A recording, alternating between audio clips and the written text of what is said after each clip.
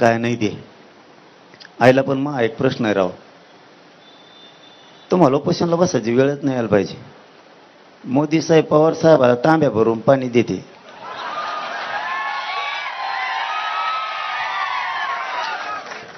ते कोणत्या तरी टेबलावर आहे ना गिल्लास भरून पाणी दिलेलं.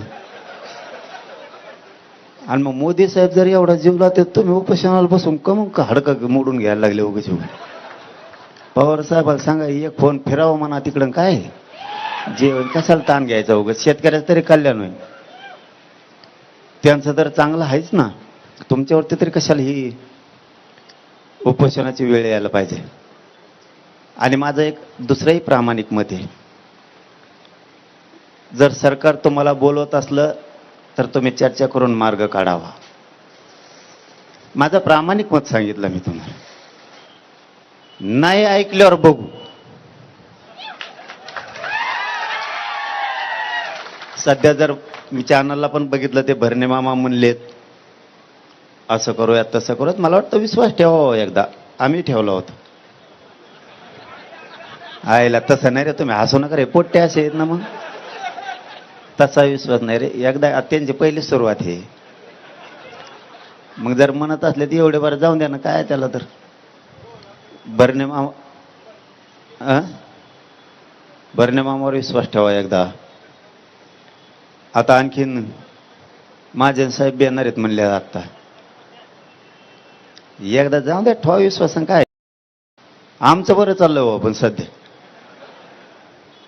आमच्या आत्ताशिक मागण्या 3 वर्षात मान्य केल्यात, म्हणून मी आत्ताशिक त्यांना बरं म्हणायला लागलो.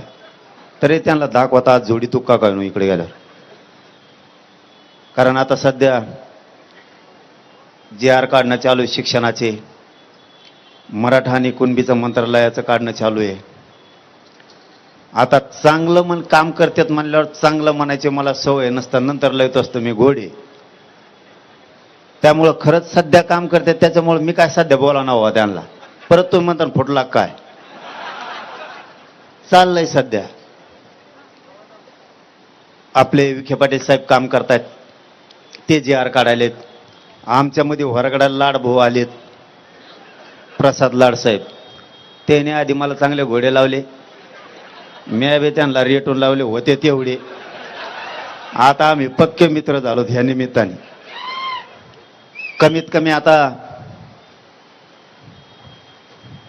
विखे पाटील साहेब आणि प्रसाद लाड साहेब चांगलं काम करायला लागलेत. म्हणजे आमच्याबद्दल बोलतो बरं का, तुमच्याबद्दल नाही. आमचं चांगलं चाललंय, JR काढणं सुरू झालंय. त्यामुळे आम्ही शाबासकी पण दिले. तितक्या मोठ्या मनाचे संस्कार आमच्यावरती आमच्या समाजानं केले सुद्धा.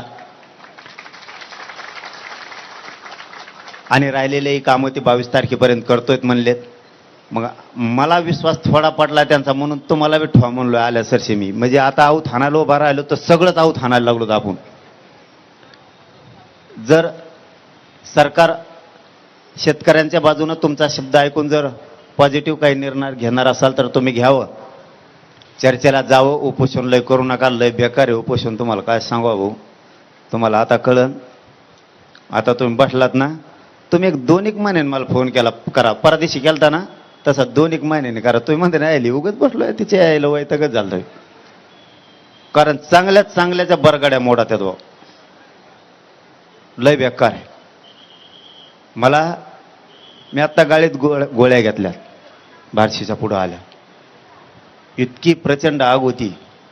ठीक आहे, तुमचे तळमळे शेतकऱ्यांसाठी, त्याबद्दल तुम्हाला 100% मार्क आहेत, त्याबद्दल काही दुमत असायचं काही कारण नाही. पण इतकं अवघड आहे, माहीत हाडकं ना हाडकं पूर्ण ढिसूळ झाले. मी कधी मरल काय होईल सांगता सुद्धा येत नाही, इतक्या वेदना आहेत मला.